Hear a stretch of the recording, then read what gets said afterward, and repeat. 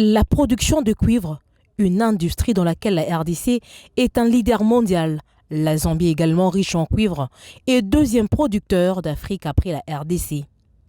Les matières premières de la région sont actuellement exportées soit par le port de Durban en Afrique du Sud, soit par celui de Dar es Salaam en Tanzanie.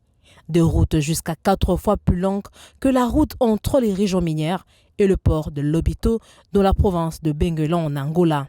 L'Angola, grâce justement à sa position géographique, avec le corridor ferroviaire de Lobito, offre la voie la plus courte entre le Grand Katanga en RDC, le Copperbelt en Zambie et le port en eau profonde de Lobito en Angola. La cérémonie officielle de la signature du contrat de transfert de la concession des services ferroviaires et de la logistique de soutien du corridor de Lobito de ce mardi 4 juillet 2023 à Benguela entre le président congolais Félix-Antoine Tshisekedi Tshilombo, ses homologues Hakainde Hichilema de Zambie et Joao Lourenço de l'Angola a tout son sens au regard de ces enjeux avantageux dont seront bénéficiaires directs les populations de ces trois pays.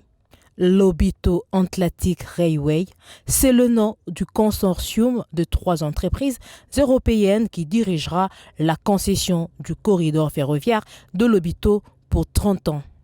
Ce trio, constitué du trader Trafigura, basé en Suisse, de Monta Angil, leader portugais de BTP, et de l'opérateur ferroviaire belge Vecturis, a le devoir de faire du corridor de Lobito l'une des voies logistiques la plus importante de la côte occidentale de l'Afrique. 49 locomotives opérationnelles, dont 35 en Angola et 14 en RDC, auront un fort impact commercial très considérable et réduiront le temps de trajet de plusieurs semaines.